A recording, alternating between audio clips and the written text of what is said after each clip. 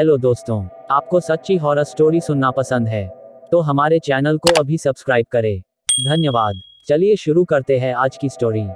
भूतनी का खूनी बदला। यह कहानी मैंने अपने गांव के ही एक बुजुर्ग जो कोलकाता में काम करते थे उनसे सुनी थी। एक बार की बात है कि कुछ अंग्रेज शिकारी भारत के किसी जंगल में शिकार पर गए।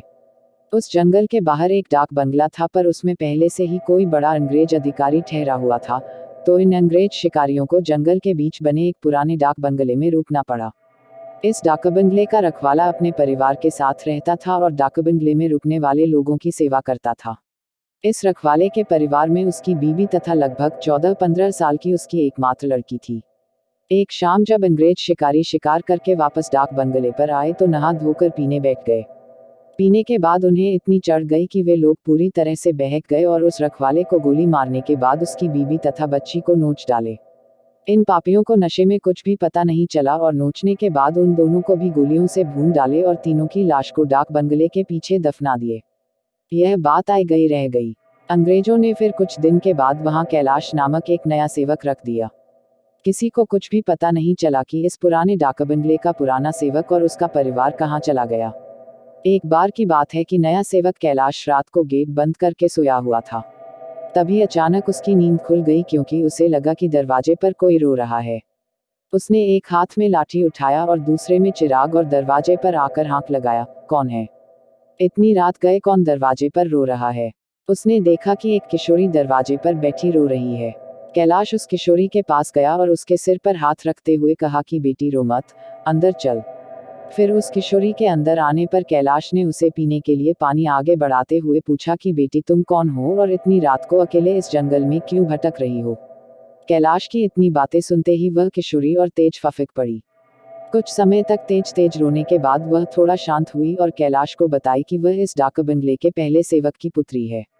फिर उसने यह भी बताया कि कैसे 4-5 अंग्रेज शिकारियों ने उसके पिता को मार डाला और उसके बाद उसके तथा उसकी मां की आबरू को नोच डाला। फिर कैसे उसकी मां तथा उसको भी गोलियों से भूनने के बाद डाक बंगले के पीछे दफना दिया। उस किशोरी की इतनी बातें सुनते ही कैलाश पूरी तरह सहम गया, पर निडरता दिखाते हुए पूछा कि ऐसे कैसे हो सकता है? अगर तू मर गई है तो मेरे सामने कैसे बैठी है?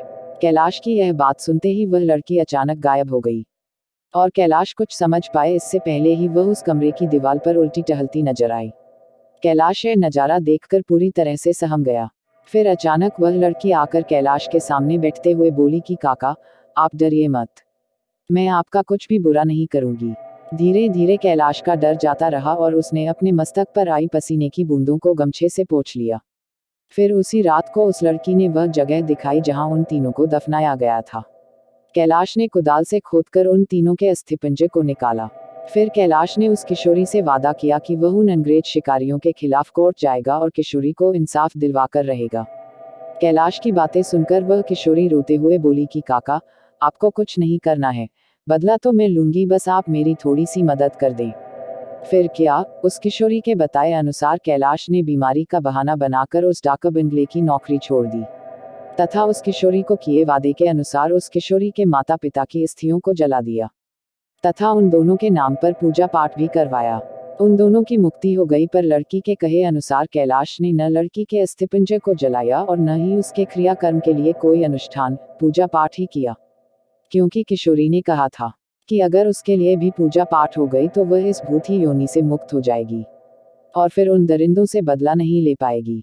समय बीतता गया और अब उस डाक बंगले में कोई नया सेवक आने को भी तैयार नहीं होता, क्योंकि कैलाश वहीं आसपास में डराता रहता और नए आने वाले सेवक को भूती कहानी सुनाकर भगा देता। कभी कभी वह किशोरी भी अपनी भूती कारनामे से आने वाले नए सेवक को 9-2-11 कर देती। पर उस बंगले पर शिकारियों का आना कम नहीं हुआ, वे आते और खुद ही अपनी व्यवस्था करते। पर उस बंगले पर शिकारियों का आना कम नहीं हुआ, वे आते और खुद ही अपनी व्यवस्था करते। पर जो अब आता वह वापस नहीं जाता, क्योंकि उस डाक बंगले में ठहरने वाला हर अंग्रेज शिकारी उस लड़की का शिकार हो जाता। कभी कभी तो ऐसा होता कि वह लड़की किसी अंग्रेज शिकारी को अपने लटकों झटकों में फंसाकर उस डाक बंगले में लाती और रात को अपने असली रूप में आ जाती और डराकर उस अंग्रेज को मार डालती और उसका खून पी जाती। यह क्रम चलता रहा और उस डाक बंगले में मरने वाले अंग्रेज शिकारियों की मौत रहस्य ही बनी रही। अंग्रेज अधिकारियों के लाख कोशिश के बावजूद न हत्यारा पकड़ में आता और नहीं मरने वाले अंग्रेज शिकारियों अधिकारियों के मौत का कारण पता चलता। धीरे धीरे यह खबर आसपास के क्षेत्रों में, अंग्रेज शिकारियों आदि में फैल गई कि पुराने डाक बंगले में ठहरने वाले हर शिकारी की रात तो होती है पर वह दूसरे दिन का सूरज नहीं देख पाता। 2-3 और वर्ष बीते और अब वह डाक बंगला खंडहर हो गया, क्योंकि अब किसी में भी हिम्मत नहीं थी कि वहां ठहरे। आखिर किसको अपनी जान की परवाह नहीं होती। पर वह किशोरी भूतनी जो अब युवती बन गई थी, उसी डाक बंगले में रहकर अपने हथियारों का इंतजार करती। दिन में उधर आने जाने वाले लोगों को उसका एहसास होता, क्योंकि वह बराबर रोती रहती पर किसी को दिखाई नहीं देती। एक बार की बात है कि वह युवा भूतनी उस जंगल में रह रहे एक युवा भूत तथा युवा भूतनी के संपर्क में आए। ये दोनों आदिवासी थे और जंगल में लकड़ी काटते समय किसी अंग्रेज शिकारी के शिकार बन गए थे। युवा भूतनी उन दोनों को लेकर शहर की ओर निकल गई। युवा भूतनी उन दोनों भूत भूतनी के साथ शहर में घूम घूम कर अपने हथियारों की तलाश करती रही। 2-3 दिन की मेहनत के बाद ही वह अपने हथियारों को पहचान ली। एक दिन वह शाम के समय खूब खूबसूरत युवती बनकर उनमें से एक हत्यारे अंग्रेज शिकारी के घर पर गई। घर पर उस अंग्रेज के सिवा कोई नहीं था। फिर उसने खूब लटके झटके दिखाए और उस अंग्रेज को अपनी सुंदरता में फांस लिया। रूप लुभावन हो तो अच्छे अच्छों को फंसते देर नहीं लगती। योजना के अनुसार वह दूसरे दिन भी उस अंग्रेज से मिली। फिर उसे पूरी तरह विश्वास में लेने के बाद एक दिन कही कि क्यों नहीं हम लोग शिकार पर चलें। अंग्रेज ने कहा कि अच्छी बात है, मेरे कुछ मित्र शिकारी हैं, उन्हें भी लेकर चलते हैं। फिर क्या था, उस युवती भूतनी ने उस अंग्रेज से कहा कि मेरी एक और सहेली है, वह भी बहुत ही खूबसूरत है और शिकार पर जाना पसंद करेगी। फिर दूसरे दिन उस युवती भूतनी ने अपने साथ आए हुए दूसरी युवा भूतनी से उस अंग्रेज शिकारी को मिलवाया। अब तो अंग्रेज पूरी तरह उस भूतनी के माया जाल, रूप जाल में फंस चुका था। एक दिन सुबह सुबह वह अपने उन्हीं पुराने दोस्तों के साथ जंगल की ओर निकल पड़ा। दिन भर शिकार करते रहे और खूब मौज मस्ती भी। शाम होने को आई तो अंग्रेज शिकारियों ने कहा कि अब सूर्य ढलने लगा है, क्यों ना हम लोग वापस शहर लौट चलें। अंग्रेज की बात सुनकर उस युवा भूतनी ने कहा कि ना, आज रात हम लोग यहीं ठहरकर जंगल का आनंद उठाते हैं। पर एक अंग्रेज शिकारी ने कहा कि हमने पहले से डाक बंगला तो बुक किया नहीं है, ठहरेंगे कहाँ। फिर क्या था, वह युवा भूतनी मुस्कुराई और बोली कि इसी जंगल में दूसरी ओर मेरे एक मित्र आदिवासी की कुटिया है, हम रात वहीं बिताएंगे और खूब मौज मस्ती करेंगे। अब हुआ यूं कि उस युवा भूतनी की योजना के अनुसार देखते ही देखते उसके मित्र युवा भूत ने एक मड़ाई तैयार कर ली थी। उसमें ऐशो आराम की सारी चीजें भी ला दी थी। उन दोनों युवा भूतनी के साथ ये अंग्रेज उस मड़ाई में पहुंचे। इन अंग्रेज शिकारियों को उस मड़ाई की दशा देखकर अजीब लगा, क्योंकि उस मड़ाई में महलों, बड़े बड़े होटलों जैसी व्यवस्था थी। रात को पार्टी शुरू हुई तथा साथ ही अंग्रेज अधिकारियों की सिट्टी पिट्टी गुम होना ही। क्योंकि पहले तो उन दो युवा भूतनी जो देखने में बहुत खूबसूरत लग रही थी, अचानक बहुत ही डरावनी रूप बना ली। ऐसा रूप जिसे देखते ही अच्छे अच्छों की पैंट गीली हो जाए। फिर क्या था, उन भूतनियों ने ग्लास में खून भरकर लाकर उन अंग्रेजों को पिलाना शुरू कर दिया। किसी अंग्रेज की हिम्मत ही न थी कि वह ना करे, क्योंकि सबके सब पूरी तरह से डरे हुए थे और कांप रहे थे। अचानक आदिवासी युवा भी विकराल रूप में आ गया और अचानक उछलकर पास के एक मोटे पेड़ की मोटी शाखा को उछलकर इतना जोर से खींचा कि चर्र की आवाज के साथ वह मोटी शाखा टूट गई।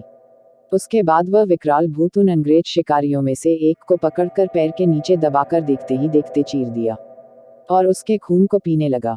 उसका खून पीता देख दोनों भूतनियों ने भी लंबी लंबी विकराल चीख निकालते हुए खून पीने में उसका साथ देने लगी और साथ ही अपने बड़े बड़े नाखूनों से उसका शरीर जगह जगह से चीरने लगी। उस युवा भूतनी ने तो भयानक आवाज निकालते हुए दौड़कर एक दूसरे अंग्रेज शिकारी के पास पहुंची और उसकी आंखों में अपने विकराल, भयावह, भाले जैसे नखों को डालकर उसकी दोनों आंखों को निकालकर खा गई। इसके बाद उन तीनों भूतनी भूत ने एक एक कर सभी अंग्रेज शिकारियों को मार डाला। दूसरे दिन उन अंग्रेजों की खोज में गए अंग्रेज अधिकारियों को उनकी ऐसी विभत्स लाशें मिली जो देखने में बहुत ही भयावह लग रही थी। उनको ऐसे नोचा गया था कि लगता था कि यह किसी मनुष्य या जानवर का काम ही नहीं हो सकता। कैलाश को तो सब कुछ पता ही था, पर वह किसी को कुछ नहीं बताया। फिर एक दिन समय निकालकर गोपनीय रूप से कैलाश ने उस युवा भूतनी के कंकाल को भी जला दिया तथा उसकी मुक्ति के लिए एक पूजा करवा दी। यह एक काल्पनिक कहानी है, पर हकीकत भी हो सकती है। उन लोगों के लिए जो अपनी शक्ति, संबंधों का नाजायज फायदा उठाते हुए गलत कार्यों को अंजाम देते हैं और उन्हें लगता है कि कोई उनका बाल बांका भी नहीं कर सकता। हमेशा वैसा ही कार्य करें जैसा आप दूसरों से अपने तथा अपनों के प्रति चाहते हैं। दोस्तों, आपको वीडियो अच्छी लगी है तो लाइक, कमेंट और शेयर करें। Thank you for watching video.